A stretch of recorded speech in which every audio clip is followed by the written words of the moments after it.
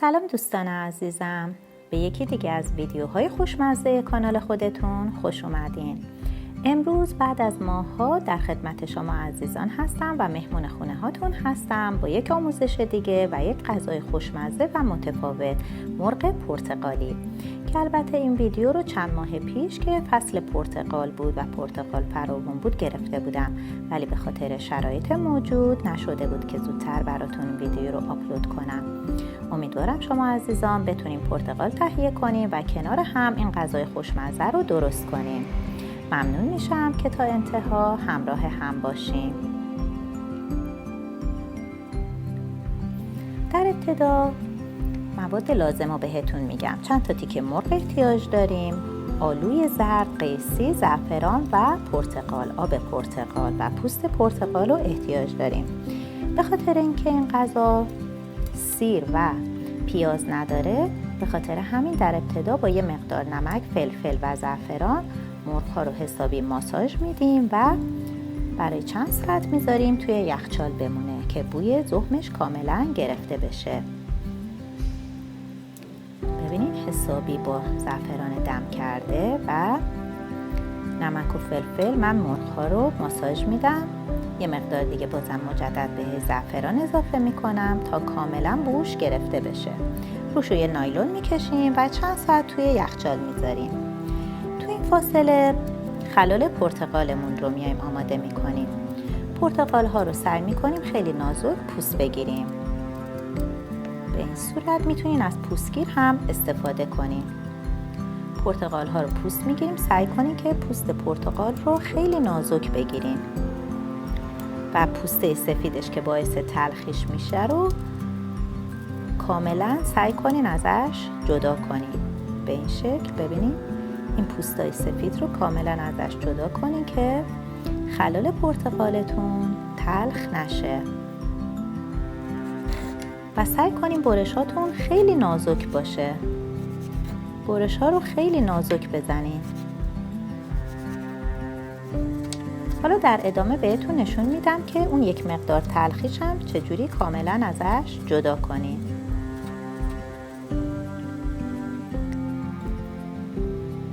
به این صورت بقیه پرتقال ها رو قاچ میکنیم و آب میگیریم.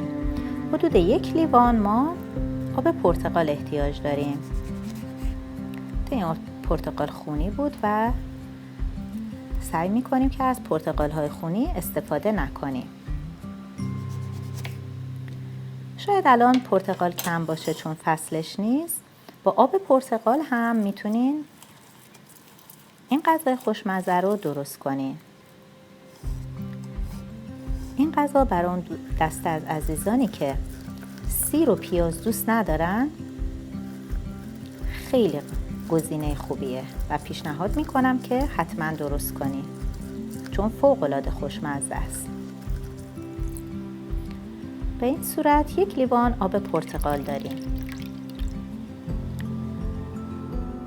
یه مقدار روغن توی تابه میریزم و مرغ‌ها رو توش میذارم. یک مقدار مرغ‌ها رو تفت میدم. نیازی هم نیست که مرغ‌ها رو دوستان عزیز خیلی سرخ کنیم. تا حدی که یک مقدار طلایی بشه کافیه. اگه تا اینجای ویدیو رو دوست داشتین و براتون مفید بوده، ممنون میشم که ویدیو رو لایک کنین و با دوستانتون به اشتراک بذارین. دوستان عزیز، برای این ویدیوها زحمت‌های زیادی کشیده میشه. ممنون میشم که این ویدیوها رو لایک کنین چون لایک های شما عزیزان باعث میشه که این ویدیو به افراد بیشتری نشون داده بشه و من با انگیزه بیشتری میتونم براتون آموزش‌های مفیدی رو درست کنم و در اختیارتون قرار بدم. دو طرف مرغ‌ها رو به این صورت کاملا تفت میدیم. یک مقدار کناره ها رو من به دیواره مایتابه میچسبونم تا کناره ها کاملا طلایی بشه. به این شکل ببینید فقط در حدی که طلایی بشه کافیه. مرغ‌ها رو از توی تابه برمیداریم. این روغنی که ته تابه مونده رو دور میریزیم چون یک مقدار حالت سوختگی پیدا کرده. بعد از اینکه مایتابه رو شستم مجدد مرغ‌های توی تابه میذاریم. اون زعفران رو دوباره روی مرغ می‌ریزم و آب پرتقال رو بهش اضافه می‌کنم.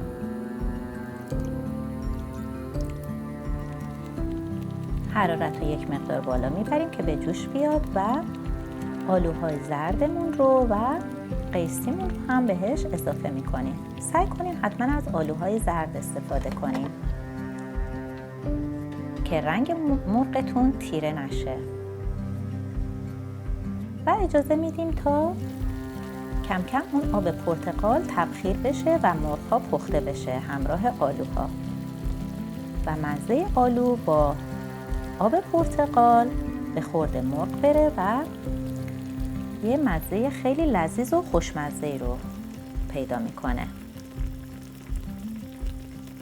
به این صورت اجازه میدیم تا کاملا جا بیفته. تو این فاصله یک مقدار آب جوش میارم و خلال پرتقال رو بهش اضافه میکنیم. برای اینکه تلخی خلال پرتقال رو بگیریم 3 مرتبه شما باید آب و جوش بیارین، خلال پرتقال رو حدود 2-3 دقیقه بذارین توش جوش بخوره، زیر آب سرد بگیرین و مجدد دوباره توی آب جوش بریزین.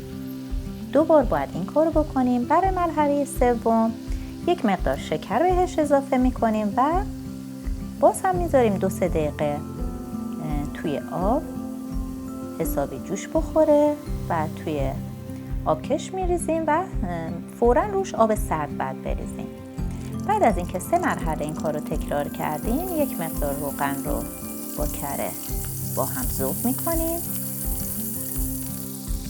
و زرشک رو بهش اضافه میکنیم تا زرشکمون یک مقدار تفت بخوره. یک مقدار شکر بهش اضافه میکنیم، زعفران اضافه میکنیم و خلالای پرتقالمون رو که تلخیش رو کاملا گرفتیم. یک مقدار هم خلال پسته بهش اضافه کردم دوستان عزیزم.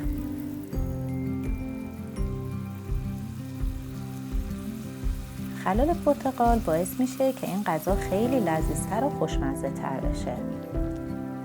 مجدد یک مقدار دیگه زعفران به مرغمون اضافه میکنیم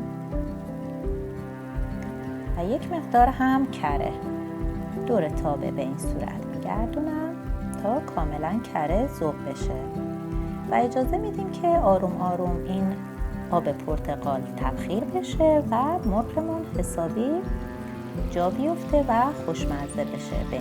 به این شکل ببینیم یک سس غلیظی تای تابه میمونه و مرغ‌ها هم یک کوچولو میبینیم که سرخ شده. به این صورت این غذای خوشمزه و لذیذ ما آماده نوش جان کردنه. این غذا رو هم میتونیم با پلو سرو کنیم هم با نون و فوق‌العاده خوشمزه است. حتما بهتون پیشنهاد میکنم که این غذا رو درست کنید و کنار عزیزانتون میل کنیم و لذت ببریم. و فوق‌العاده این غذا خوش عطره دوستان عزیز. کاملا عطر این غذا رو فضای خونه پر کرده و به این شکل با خلال پرتقال و زرشک و خلال پسته تزیین میکنیم و اون مقدار سوسی هم که باقی مونده بود روی مرغمون میریزیم. امیدوارم که این آموزش رو دوست داشته باشیم و لذت برده باشیم. ممنون میشم که این ویدیوها رو با دوستانتون به اشتراک بذارین. از اینکه تا انتهای ویدیو همراه هم بودین از شما دوستان عزیز و بزرگوارم ممنون و سپاسگزارم. ممنون میشم که این ویدیوها رو لایک کنین و کامنت بذارین. تا آموزش بعدی و ویدیوی بعدی شما دوستان عزیز رو به خدای بزرگ و مهربان میسپارم. در پناه خدا باشین. خدا نگهدار.